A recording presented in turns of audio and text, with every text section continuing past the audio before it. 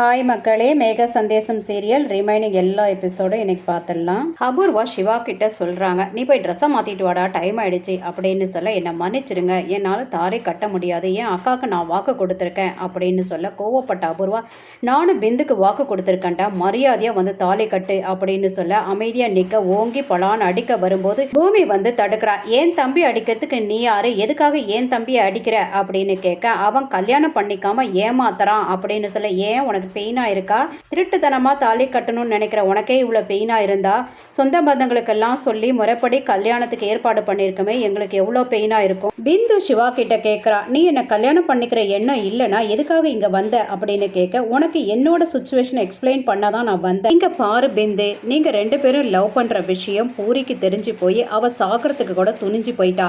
அவள் சாவில் நீங்கள் ரெண்டு பேருமே சந்தோஷமாக இருப்பீங்களா, இல்லை அவளோட சமாதியை பார்த்துக்கிட்டே காலம் ஃபுல்லாக நீங்கள் நிம்மதியாக வாழ்வீங்களா எனக்கு சொல்லு. உன் காதலை நான் தரைக்குறைவாக நினைக்கல, ஆனால் உன்னோட காதலை விட ஒரு குடும்பம் நல்லா இருக்கணும்னு நான் நினைக்கிறேன். நீ புரிஞ்சுக்கோ, உன் காதலை சேர்த்து வைக்கணும்னு உன் அத்தைக்காரி நினைக்கல. உன் காதலை ஒரு கருவியாக யூஸ் பண்ணி அந்த குடும்பம் அவமானத்தில் சாகணும்னு நினைக்கிறாங்க. இது எல்லாமே இவங்களோட பிளானு, புரிஞ்சுக்கோன்னு பூமி சொல்லிட்டு சிவாவை கூட்டிட்டு போகும்போது அபூர்வா தடுக்கிறா. இங்க பாருடி, இங்கிருந்து உன் தம்பியை கூட்டிட்டு போக முடியாதுன்னு தடுக்கும் போதே, அப்படியா சரி, நான் ககன் மாமாக்கு கால் பண்றேன், அவர் வந்தா என்ன ஆகும்னு உனக்கு தெரியும் அப்படின்னு சொல்ல வாயை மூடிட்டு வழி விடுறாங்க அபூர்வா. வீட்டுக்கு வந்த பிந்து எல்லாத்தையும் நினைச்சு பார்க்கறா. அந்த நேரம் மீரா வரும்போது மீரா கிட்ட சொல்றா, எனக்கு இந்த கல்யாணம் வேணாமா, நான் சிவாவை கல்யாணம் பண்ணிக்க மாட்டேமா அப்படின்னு சொல்றா. என்னடி ஆச்சு, இவ்வளோ நாள் சிவா தான் வேணும், சிவாவை தான் கல்யாணம் பண்ணிப்பேன்னு உறுதியாக இருந்தியடி அப்படின்னு கேட்க, பூமி அண்ணி சொன்னதை நினச்சி பார்த்தேம்மா, அந்த குடும்பத்தை நாசமாக்கிட்டு நான் மட்டும் வாழணும்னு நினைக்கிறது தப்புமா. எங்கள் கல்யாணம் நடந்ததுன்னா கண்டிப்பாக பூரி செத்துருவா, அவள் செத்ததுக்கு அப்புறம் நாங்கள் நிம்மதியாக வாழ முடியுமா அப்படின்னு சொல்ல, கரெக்ட் பிந்து, நீ சொல்கிறது கரெக்டு தான், அடுத்தவங்களை அழிச்சிட்டு நாம வாழக்கூடாது அப்படின்னு மீராவும் சொல்ல, இது எல்லாம் கேட்ட அபூர்வா என்னது அப்படின்னு கோவமாக மீராவை அடிக்க வராங்க. அதுக்கப்புறம் தன்னை சுதாரிச்சுக்கிட்டு மீராவை பிரெயின் வாஷ் பண்ணுறாங்க. சாரதாவை கம்பேர் பண்ணி பிரெயின் வாஷ் பண்றாங்க. அப்புறம் பிருந்துவையும் பிரெயின் வாஷ் பண்றாங்க. இவன் இல்லாம வேற ஒருத்தன் கூட உனக்கு கல்யாணம் பண்ணி வச்சா நீ வாழ்நாள் ஃபுல்லா சந்தோஷமா வாழ்வியா, முடியுமா அப்படின்னு கேட்கறா. அவ அமைதியா நிக்கிறா. உன்னோட லவ்வை நான் வந்து ஜெயிக்க வைப்பேன், நீ கவலைப்படாத. எனக்கு உங்ககிட்ட இருக்கிற போட்டோஸு, நீங்க ரெண்டு பேரும் சேட் பண்ணது எல்லா எவிடன்ஸும் எனக்கு வேணும். கண்டிப்பா அவனை உன் கழுத்துல தாலி கட்ட வைப்பேன் அப்படின்னு அவளை தேத்துறாங்க.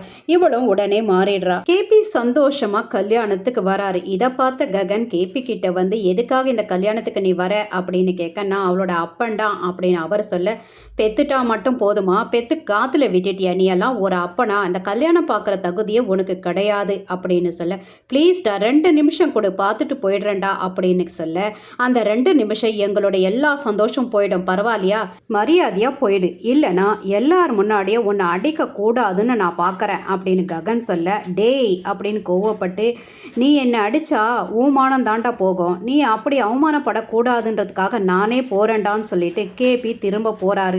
இதை பார்த்த பூமி, மாமா எதுக்கு திரும்பி போயிட்டுருக்கீங்க அப்படின்னு கேட்க எல்லா விஷயத்தையும் சொல்கிறாரு. சரி மாமா, அவரை பற்றி தான் உங்களுக்கு தெரியுமே, சரி நீங்கள் முக்காடு போட்டுட்டு அவளுக்கு முகூர்த்த புடவை எடுத்துகிட்டு வந்து கொடுத்து ஆசீர்வாதம் பண்ணுங்கன்னு சொல்லிட்டு கூட்டிகிட்டு வரா.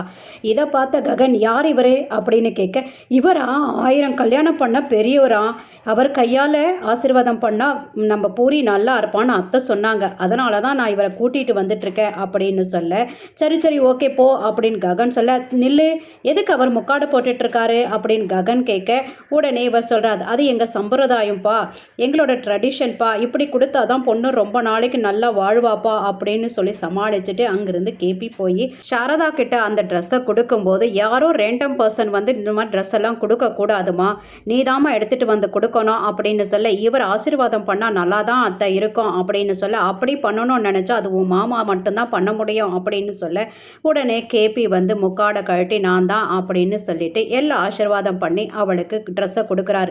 லாஸ்ட் மினிட்ல ககன் வந்து பார்த்துடுறாரு. இந்த ஆள் எப்படி உள்ளே வந்தான் திரும்ப அப்படின்னு கோவப்படும் போது சாரதா தடுத்து நிறுத்துறாங்க. அம்மா எல்லாமே உனக்காக பொறுத்துக்கிறமான்னு சொல்லிட்டு பூமியை பார்த்து, இது எல்லாமே நீ பண்ண வேலைன்னு எனக்கு நல்லா தெரியும், இன்னொரு முறை ஏதாவது இப்படி நீ நடந்துச்சுன்னா வாழ்க்கை ஃபுல்லாக உன்னை நான் மன்னிக்கவே மாட்டேன் மாட்டேன்னு சொல்லிட்டு போறாரு. பூமியை திட்டினதை பார்த்த கேபி சரிம்மா இதுவே போதும் நான் போறேம்மா அப்படின்னு சொல்லும்போது, வேண்டாம் மாமா, கன்னியாதானம் உங்க கையால தான் நான் பண்ண வைக்கிறேன்னு சொல்லியிருக்கல, அது கண்டிப்பா நான் செய்வேன் அப்படின்னு சொல்றா. ஐயரு கௌரி பூஜைக்கு கூப்பிட்ட உடனே போறாங்க.